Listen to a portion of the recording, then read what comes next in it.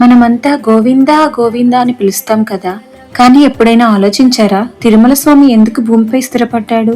ఎందుకు ఆయన హుండీ ఎప్పుడూ ఖాళీ కాదు? ఈ కథ ఒక మహర్షి కోపంతో మరియు ఒక దేవి బాధతో మొదలైంది. ఒకసారి మహర్షులు అందరూ కలిసి ఒక యజ్ఞం చేయాలని నిర్ణయించారు. కానీ ఒక సందేహం వచ్చింది. ఈ యజ్ఞ ఫలితాన్ని బ్రహ్మదేవుడికి ఇవ్వాలా, శివుడికి ఇవ్వాలా, లేక మహావిష్ణువుకి ఇవ్వాలా అని ఎవరు శ్రేష్ఠలో తెలుసుకోవడానికి భృగు మహర్షిని పంపించారు. అయితే మొదట భృగు మహర్షి బ్రహ్మలోకానికి వెళ్ళాడు. అక్కడ బ్రహ్మదేవుడు సరస్వతి దేవితో మాట్లాడుతుండగా భృగువుని పట్టించుకోలేదు. కోపంతో భృగు మహర్షి అక్కడి నుంచి వెళ్లిపోయాడు. తర్వాత కైలాసానికి వెళ్ళాడు. అక్కడ శివుడు పార్వతీదేవితో ఉన్నాడు. అప్పుడు శివుడు ఆనందంగా ఆలింగనం చేసుకోవడానికి వచ్చాడు. కానీ భృగుదాన్ని అవమానంగా భావించాడు. అక్కడి నుంచి కూడా కోపంతో వెళ్లిపోయాడు. చివరికి వైకుంఠానికి వెళ్ళాడు. అక్కడ శ్రీ మహావిష్ణువు ఆదిశేషునిపై విశ్రాంతి తీసుకుంటూ ఉన్నాడు. భృగు మహర్షి తన రాకను గమనించలేదని భావించి కోపంతో శ్రీ మహావిష్ణువు ఛాతి మీద కాలితో తన్నాడు.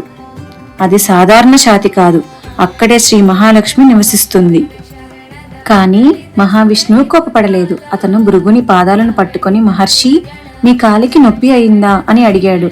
ఆ వినయం చూసి భృగు మహర్షి అర్థం చేసుకున్నాడు. మూవురిలో శ్రేష్ఠుడు శ్రీ మహావిష్ణువే అని తేల్చాడు. కానీ ఈ సంఘటన చూసిన మహాలక్ష్మి తీవ్రంగా బాధపడింది. నా నివాసమైన ఛాతిని తన్నినా నువ్వు స్పందించలేదా అని ఆ కోపంతో ఆమె వైకుంఠాన్ని విడిచి భూమికి వచ్చి తపస్సు మొదలుపెట్టింది. కానీ లక్ష్మీ లేకుండా వైకుంఠం ఖాళీ అయిపోయింది. ఆమెని వెతుక్కుంటూ శ్రీ మహావిష్ణువు కూడా భూమి మీదకి వచ్చాడు.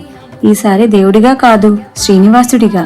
ఆయన నివసించిన స్థలం శేషాచలం, ఈ రోజు మనం పిలిచే తిరుమల. అక్కడ ఆకాశరాజు కుమార్తె పద్మావతి దేవి శ్రీనివాసుని చూసి ప్రేమలో పడింది. ఇద్దరి వివాహం నిర్ణయమైంది.